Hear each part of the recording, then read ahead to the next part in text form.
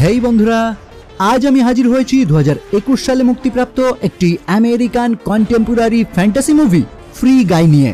যে মুভিতে ভিডিও গেমের উপর ভিত্তি করে এমন একটি স্টোরি গড়ে তোলা হয়েছে যেটা দেখে আপনি অবাক হতে বাধ্য হবেন। আর যারা ওপেন ওয়ার্ল্ড গেম খেলেন তাদের তো এই মুভি আবারও নতুন করে ভাবতে বাধ্য করবে। কি ভাবছেন এই কথা আমি কেন বলছি? মুভি দেখার পর অবশ্যই বুঝতে পারবেন আমার এই কথা বলার কারণ কি। ওকে, তাহলে চলুন ইন্ট্রোডাকশন আর বিস্তারিত না করে এখন সোজা চলে যাওয়া যাক মূল ভিডিওর দিকে। ফাইনালি শুরু করার আগে হেই, আমি Raja and welcome to the bong wood. শুরুতেই আমাদের ফ্রি সিটি নামক একটি অনলাইন গেমিং সিটি দেখানো হয়। মানে আপনারা তো GTA 5 এর নাম নিশ্চয়ই সকলে শুনেছেন, কিংবা ফ্রি ফায়ার পাবজির মতো গেম তো অবশ্যই খেলেছেন, তাই এটা তো নিশ্চয়ই আইডিয়া আছে। এই সমস্ত গেমগুলিতে বিভিন্ন ম্যাপ থাকে। মানে গেম খেলার টাইমে আপনি যে স্থানে ল্যান্ড করে অন্যদের সঙ্গে লড়াই করেন সেটাই আপনার গেমিং সিটি। আর এখানে ঠিক এই রকমই একটি গেম ফ্রি সিটির ম্যাপ দেখানো হয়েছে, যেটা সোনামি স্টুডিও নামক একটি বড় কোম্পানি দ্বারা তৈরি করা হয়েছে। কিন্তু আশ্চর্যের ব্যাপার হলো এই কোম্পানির সিইও মিস্টার অ্যান্টোয়ান এই গেম তৈরি করার জন্য একটি সোর্স কোড চুরি করেছে একটি অপ্রকাশিত গেম থেকে। যে অপ্রকাশিত গেমের মালিক এই দুই বন্ধু ওয়াল্টার এবং মিলি। এবার এই ফ্রি সিটি গেমটি যখন সাধারণের কাছে খুবই জনপ্রিয় হয়ে ওঠে, মিলি তখন কোনোভাবে বুঝতে পেরে যায় এই গেমটি তাদের সোর্স কোড থেকেই তৈরি করা। কিন্তু এই নিয়ে যখনই তারা অ্যান্টোয়ানের সঙ্গে কথা বলে তখনই অ্যান্টোয়ান তাদের এই প্রস্তাব পুরোপুরি উড়িয়ে দেয়। মানে অ্যান্টোয়ান দাবি করে ফ্রি সিটি গেমটি সম্পূর্ণই তাদের কোম্পানির তৈরি।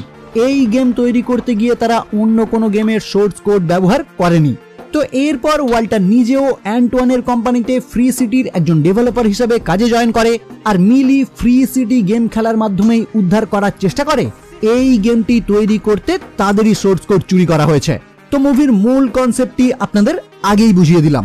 এবার আমরা পরিচিত হব এই মুভির মূল চরিত্র গাইয়ের সঙ্গে, যে আসলে এই ফ্রি সিটি গেমের একজন এনপিসি, মানে নন প্লেয়ার ক্যারেক্টার। পাবজি কিংবা ফ্রি ফায়ারে যেমন বট থাকে যাদেরকে আমরা খুব সহজেই মারতে পারি, তারাই হলো এই এনপিসি। আরো সহজভাবে বলতে গেলে জিটিএ গেমে যাদেরকে আমরা গাড়ি নিয়ে রাস্তায় ঘোরাঘুরি করতে দেখি কিংবা রাস্তার ফুটপাতে যাদেরকে হাঁটা চলা করতে দেখি, এরা কিন্তু সকলেই এনপিসি। মানে এদেরকে কোনো খেলোয়াড়রা নিয়ন্ত্রণ করে না, এদের তৈরি করে গেমের ডেভেলপাররা, যাতে অরিজিনাল প্লেয়াররা এদের দ্বারা এনজয় করতে পারে। আর এই রকমই একটি বট হলো এই মুভির মূল চরিত্র গাই। কিন্তু এখানে অবাক করার মতো বিষয় হলো ফ্রি সিটি গেমটি যে সোর্স কোড চুরি করে তৈরি করা হয়েছে সেই কোডটি কৃত্রিম বুদ্ধিমত্তার সঙ্গে সংযুক্ত। মানে ওই কোড দ্বারাই গেমে যে কোনো এনপিসি তাদের স্ক্রিপ্টেড জীবনের বাইরে গিয়েও কাজ করতে পারবে। মানে এআই যুক্ত থাকার কারণে এনপিসিরাও তাদের নিজেদের মতো চিন্তা ভাবনা করতে পারবে। আর এই বিষয়টি এই মুভিকে এত দুর্দান্ত বানিয়েছে। আগেই বললাম এই মুভির মূল চরিত্র একজন এনপিসি, মানে গেমের মধ্যে তার সম্পূর্ণ স্ক্রিপ্টেড জীবনযাপন। সে রোজ সকালে ঘুম থেকে ওঠে এবং অফিস টাইমে একটি ব্যাংকের উদ্দেশ্যে বেরিয়ে পড়ে, কারণ সে এই গেমের মধ্যে একজন ব্যাংক কর্মচারী। মানে ডেভেলপাররা তার জীবনকে এই ব্যাংক আর বাড়ির মধ্যেই সীমাবদ্ধ করে দিয়েছে। তো গেমের কনসেপ্ট অনুযায়ী বিভিন্ন প্লেয়াররা এই ব্যাংকে ডাকাতি করে সমস্ত টাকা লুট করে নিয়ে যায়। আর সেইটা গাই তার একমাত্র বন্ধু এই ব্যাংকের এক নিরাপত্তারক্ষী বাড়ির সঙ্গে মিলে শুধুমাত্র দেখেই যায়, কারণ এই সমস্ত প্লেয়ারদের বাধা দেওয়ার কোনো পারমিশন নেই এনপিসিদের, যে কারণে এরা শুধুমাত্র দেখেই যায়, কোনো রকম বাধা দেওয়ার চেষ্টা কখনোই করে না, কারণ এদেরকে এভাবেই প্রোগ্রাম করা হয়েছে। আচ্ছা, এখানে একটা বিষয় আমি উল্লেখ করতে ভুলে গেছি, এই গেম সিটিতে কারা রিয়েল প্লেয়ার আর কারা এনপিসি সেটা বোঝারও একটি উপায় রয়েছে।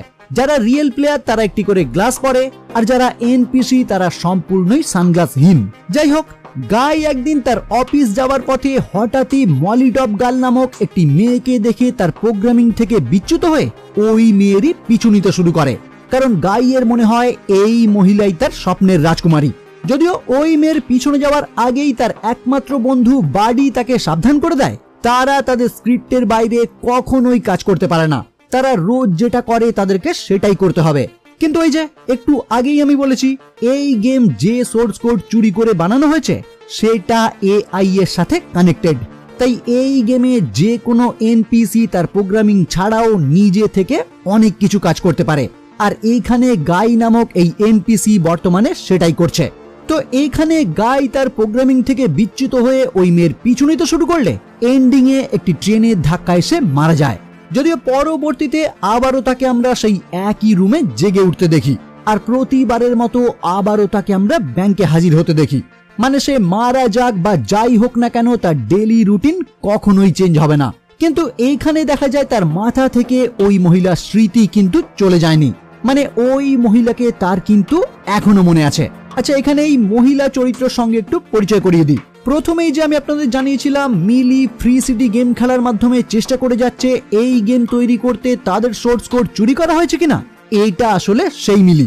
মানে মলি টপ গার্ল নামক এই মহিলা প্লেয়ারকে আসলে চালনা করছে মিলি, যে গেমের বিভিন্ন প্লেয়ারদের থেকে একটি লোকেশন উদ্ধার করার চেষ্টা করছে, যে লোকেশন থেকে সে হয়তো তার নির্দিষ্ট প্রমাণ পেয়ে যাবে। মানে এই গেম যে আসলে তাদেরই সোর্স কোড চুরি করে বানানো হয়েছে এইটা সে প্রমাণ করতে পারবে। যাই হোক, এরপর একটি প্লেয়ার গাইয়ের ব্যাংকে উপস্থিত হয়ে যখন সেই স্থান লুট করার চেষ্টা করে, গাই ঠিক সেই টাইমেই ব্যাংকের বাইরে সেই মলি টপ গার্লকে দেখতে পায়। ফলে তাকে দেখা মাত্রই গাই ওই প্লেয়ারের দিকে এগিয়ে গিয়ে তাকে হত্যা করেই তার সানগ্লাস কেড়ে নেয়। কারণ গাইয়ের একমাত্র বন্ধু বাডি তাকে জানিয়েছিল সানগ্লাস পরিহিত ক্যারেক্টাররা তাদের সঙ্গে কোনোদিনই কথা বলবে না, কারণ তারা সম্পূর্ণই আলাদা জগতের। যেটা শুনেই গাইয়ের মনে হয়েছিল তাহলে আমিও কারোর থেকে ওই রকম একটি সানগ্লাস জোগাড় করে নেব, যাতে ওই মেয়ের সঙ্গে আমি কথা বলতে পারি। আর এই চিন্তা ভাবনা থেকেই সে এই প্লেয়ারকে হত্যা করে তার গ্লাস কেড়ে নেয়। আর তারপর ওই গ্লাস পরা মাত্রই এই গেমটিকে সে সম্পূর্ণই আলাদা রূপে দেখতে শুরু করে। মানে গেম খেলার টাইমে আমরা যেমন বিভিন্ন জায়গায় বিভিন্ন লুট দেখতে পাই, হেল কিট দেখতে পাই, বর্তমানে এই সমস্ত কিছুই গাই তখন দেখতে শুরু করে। কিন্তু গেমের ডেভেলপার ওয়াল্টার এই দৃশ্য দেখে অনুমান করে গেমের মধ্যে মনে হয় কোনো গ্লিচ চলছে, যে কারণেই ওয়াল্টার এবং তার টিম লিডার মাউসার গেম খেলার মাধ্যমেই গাইকে মিটিয়ে ফেলার চেষ্টা করে, কারণ বাইরে থেকে তারা এই গ্লিচ ঠিক করতে পারছে না। তো ওয়াল্টার এবং মাউসার গেমের মধ্যে প্রবেশ করে গাইকে হত্যা করতে চাইলে গাই তখন কোনো প্রকারে তাদের হাত থেকে পালিয়ে বাঁচার চেষ্টা করে, কিন্তু লাস্ট পর্যন্ত গাড়ির ধাক্কায় গাইয়ের কাহিনী আপাতত শেষ হয়। যদিও এরপর ওয়াল্টার গেমের সার্ভার চেক করে জানতে পারে অনলাইন প্লেয়ারের সংখ্যা একটাও কমেনি, মানে গাই কিন্তু এখনো জীবিত রয়েছে। এবার এই কথা সে যখন তার টিম লিডারকে আবারও জানায়, মাউসার তখন ব্যাপারটিকে একদমই ছোট হিসাবে দেখে, আর এই নিয়ে সে যাতে অ্যান্টোয়ানকে কোনো কমপ্লেন না করে এই বিষয়েও তাকে সাবধান করে দেয়, কারণ অ্যান্টোয়ান বর্তমানে তার গেমের দ্বিতীয় পর্ব রিলিজ করার কাজে ব্যস্ত রয়েছে। এনিওয়ে, এইদিকে দেখা যায় গেমের মধ্যে গাই তার ঘুম থেকে উঠে সেই মেয়েরই পিছু নিয়ে উপস্থিত হয় একটি গোপন লোকেশনে, যেখানে মলি টপ গার্ল একটি সিক্রেট জিনিস চুরি করতে এসেছে। কিন্তু গাই সেখানে উপস্থিত হওয়ায় সেখানকার গার্ডরা তাদেরকে দেখতে পেয়ে তাদের উপর গুলি চালাতে শুরু করে। ফলে বাধ্য হয়েই একটি পোর্টালের মাধ্যমে মলি টপ গার্লকে সেখান থেকে চলে আসতে হয়। যার পর গাই যখন ওই মেয়েটিকে একসঙ্গে কাজ করার প্রস্তাব দেয়, মলি টপ গার্ল তখন তাকে জানায় আমাদের একসাথে কাজ করা বর্তমানে কখনোই সম্ভব না, কারণ গাইয়ের গেমিং লেভেল বর্তমানে 1 আর মলি টপ গার্ল পুরনো প্লেয়ার হওয়ায় তার গেমিং লেভেল 195। তাই তাদেরকে যদি একসঙ্গে কাজ করতে হয় তাহলে গাইয়ের উচিত যত তাড়াতাড়ি সম্ভব তার লেভেলকে বাড়িয়ে তোলা। যেটা শুনে গাই যখন তাকে প্রশ্ন করে কিভাবে এই লেভেল ইনক্রিজ করা যায়, তখন মলি টপ গার্ল তাকে পরামর্শ দেয় লেভেল ইনক্রিজ অনেকভাবে হতে পারে, কোনো ব্যাংক লুট করে, কাউকে হত্যা করে, কোনো রেসে জিতে, এছাড়াও আরো অনেক রকম ভাবে। কিন্তু গাই যখন তাকে জানায় এই সমস্ত খারাপ কাজ তার একদমই পছন্দ না, তখন ওই মেয়ে তাকে জানায় হয়তো তুমি ভালো কাজ করেও তোমার পয়েন্ট বাড়াতে পারো, চেষ্টা করে দেখো কি হয়। তো এই কথা শুনেই গাই লেগে পড়ে তার পয়েন্ট বাড়ানোর কাজে। আর এতদিন পর গেমের মধ্যে কোনো ক্যারেক্টারকে ভালো কাজ করে পয়েন্ট বাড়াতে দেখে গেমের মধ্যে খুবই ফেভারিট ক্যারেক্টার হয়ে পড়ে ব্লু শার্ট গাই। মানে গাই ব্লু শার্ট পরে বিভিন্ন ভালো কাজ করার মাধ্যমে যখনই তার পয়েন্ট দ্রুত গতিতে বাড়াতে শুরু করে, তখনই সে ব্লু শার্ট গাই নামে সকলের কাছে ফেমাস হয়ে যায়। এইদিকে দেখা যায় মিলি তার বন্ধু ওয়াল্টারের থেকে সাহায্য চায় গেমের মধ্যে ওই গোপন লোকেশনে থাকা সেই ফাইলটি উদ্ধার করার জন্য, কারণ কেউ সাহায্য না করলে একা মিলি ওই লোকেশন থেকে ফাইলটি কোনোদিনই উদ্ধার করতে পারবে না। আর ওয়াল্টার বর্তমানে যেহেতু ফ্রি সিটিরই একজন ডেভেলপার হিসেবে কাজ করে, তাই তার পক্ষে চিটিং করে হলেও মিলির ক্যারেক্টারকে সাহায্য করা সম্ভব। তাই পরবর্তীতেই দেখা যায় ওয়াল্টার গোপনে মলিটপ গার্লকে সাহায্য করে সেই গোপন লোকেশনে প্রবেশ করতে দেয়। কিন্তু দুর্ভাগ্যবশত ওই লোকেশন থেকে একটি ভিডিও ফাইল নিয়ে পালিয়ে আসার আগেই সেখানকার সিকিউরিটিরা মলিটপ গার্লের উপর আক্রমণ করে বসে। আর ঠিক সেই টাইমেই গাই সেখানে এন্ট্রি নিয়ে ওই সমস্ত সিকিউরিটি গার্ডদের বিরুদ্ধে লড়াই করে মলিটপ গার্লকে নিয়ে সেখান থেকে পালিয়ে যায়। কিন্তু ভিডিও ক্লিপটি উদ্ধার করতে তারা ব্যর্থ হয়, যার পর গাই মলিটপ গার্লকে তার একটি রুমে নিয়ে গিয়ে তার কালেক্ট করা বিভিন্ন জিনিস দেখিয়ে জানায় এখন তার লেভেল 100-রও উপরে হয়ে গেছে, তাই এখন তারা একটি টিম হিসাবে কাজ করতেই পারে। যেটা শুনেই মলিটপ গার্ল তার থেকে জানতে চায় তার আসল পরিচয় কি। মানে মলিটপ গার্লকে যেমন মিলি চালনা করছে, গাইয়ের পিছনে সেরকম কে রয়েছে এটাই সে জানতে চায়। কিন্তু গাই তো আসলে একটি এনপিসি, যার পিছনে কোনো রকম প্লেয়ার নেই, তাই স্বাভাবিকভাবেই সে তাকে জানায় আমার আসল পরিচয় আমি গাই, আর আমি বর্তমানে একটি ব্যাংকে জব করি। তো এই রকমই আরো নানান রকম গল্প করতে করতে গাই এবং মলিটপ গার্ল একে অপরের প্রতি আকৃষ্ট হতে শুরু করে। আর ওই দিকে দেখা যায় ওয়াল্টার গাইয়ের উপর আরো কিছু রিসার্চ করার পর বুঝতে পারে গাই আসলে একজন কৃত্রিম বুদ্ধিমত্তা যুক্ত এনপিসি। মানে তারা যেরকম একটি গেম তৈরি করবে বলে কোড করেছিল ঠিক সেই রকম। আর এটা বুঝতে পেরেই ওয়াল্টার শিওর হয়ে যায় অ্যান্টোয়ান তার এই গেমে তাদেরই সোর্স কোড চুরি করে ব্যবহার করেছে। ফলে সঙ্গে সঙ্গেই ওয়াল্টার মিলির সঙ্গে দেখা করে এই বিষয়টি কনফার্ম করে। মানে মিলি এতদিন যা সন্দেহ করে এসেছে সেটা একদম 100% সঠিক, আর এখন শুধু তাদের এটা প্রমাণ করতে হবে। কিন্তু সেটা একদমই সীমিত টাইমের মধ্যে, কারণ আর 48 ঘন্টার মধ্যেই অ্যান্টোয়ান তার নতুন একটি গেম ফ্রি সিটির পার্ট 2 লঞ্চ করবে, যেটা হবে একদমই নতুন একটি গেম যেখানে এই ফ্রি সিটির সঙ্গে কোনো লিঙ্ক থাকবে না। এমনকি পার্ট 2 লঞ্চ হওয়ার পর এই গেমের সার্ভার পুরোপুরি নষ্ট করে ফেলা হবে, মানে তাদের তৈরি এআই সোর্স কোডও নষ্ট হয়ে যাবে। তাই 48 ঘন্টার মধ্যেই তাদেরকে এটা প্রমাণ করতে হবে অ্যান্টোয়ান তাদের সোর্স কোড চুরি করেই এত জনপ্রিয় একটি গেম তৈরি করেছে।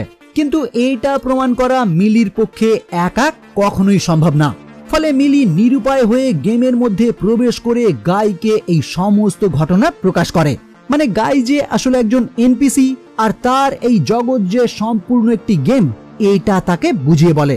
এমনকি তাকে এইটাও জানায় এই গেমের পার্ট 2 আর 2 দিনের মধ্যেই লঞ্চ হতে চলেছে, যেটা লঞ্চ হলে গাইয়ের এই শহর সহ সে নিজেও ধ্বংস হয়ে যাবে। তাই এই শহর বা এই গেমকে যদি সে বাঁচাতে চায় তাহলে গাইকে তার কথা মতো কাজ করতে হবে, মানে ওই প্রমাণ জোগাড় করতে গাইকেও সাহায্য করতে হবে। কিন্তু গাই তার এই সমস্ত কথা বিশ্বাস না করেই চলে যায়। যদিও পরবর্তীতে একটি সমুদ্র পাড়ে উপস্থিত হয়ে গাই নিজেও বুঝতে পারে এই জগৎ সত্যি একটি সাজানো জগৎ, যেটা রিয়েলিটি একদমই নেই। ফলে পরবর্তীতেই সে তার একমাত্র বন্ধু বাডিকে সঙ্গে নিয়ে উপস্থিত হয় সেই গোপন লোকেশনে, যেখান থেকেই মলিটপ গার্ল একটি ভিডিও ফাইল উদ্ধার করার চেষ্টা করছিল। তো বর্তমানে গাই এবং বাডি যখন ওই স্থানে উপস্থিত হয় সেই ভিডিও ফাইল উদ্ধার করার আশায়, তখন ওই স্থানের মালিক রেভেন খুশি খুশি গাইয়ের হাতে সেই ভিডিও ফাইল তুলে দেয়। কারণ ব্লু শার্ট গাই এখন বিখ্যাত একটি প্লেয়ার, তাই সমস্ত প্লেয়ারই এখন তার ফ্যান, আর এই রেভেনও তার ব্যতিক্রম না। তাই ব্লু শার্ট গাইয়ের মতো এক বিখ্যাত প্লেয়ার তার কাছে এই ভিডিও ফাইল উদ্ধার করার জন্য উপস্থিত হয়েছে এইটা জানার পর সে খুশি খুশি তার হাতে ওই ভিডিও ফাইল হস্তান্তর করে। আর তারপর গাই সোজা মলিটপ গার্লের কাছে উপস্থিত হয়ে দুজন মিলে ওই ভিডিও ফাইল পর্যবেক্ষণ করতে শুরু করে। কিন্তু এই দিকে দেখা যায় অ্যান্টোয়ান যখন জানতে পারে ব্লু শার্ট গাই নামক একটি প্লেয়ার এতই বিখ্যাত হয়েছে যে এই গেম ছেড়ে পার্ট 2-তে কেউই বুকিং করছে না, ফলে কোম্পানির লস হতে পারে এই ভেবে সে তার ডেভেলপারদের অর্ডার দেয় যে কোনো উপায়েই হোক ওই ব্লু শার্ট গাইকে ব্যান করতে হবে, যাতে তার পরিচিতি কমে যায় এবং তাদের নতুন গেমে বুকিং হতে শুরু হয়। কিন্তু ওয়াল্টার যখন জানায় এই ব্লু শার্ট গাই আসলে একটি কৃত্রিম বুদ্ধিমত্তা যুক্ত এনপিসি, তাই তাকে ব্যান করা কোনোভাবেই সম্ভব না, তখনই অ্যান্টোয়ান অর্ডার দেয় তার এই গেমকে রিবুট করতে, যাতে এনপিসিরা একদমই নতুন অবস্থায় ফিরে আসে। আর অ্যান্টোয়ানের কথা মতো মাউসারও সঙ্গে সঙ্গে গেমটি রিবুট করে দেয়। ফলে গাই তার সমস্ত স্মৃতি একদমই হারিয়ে ফেলে। এমনকি গেমের সমস্ত ডেটাও ডিলিট হয়ে যায়।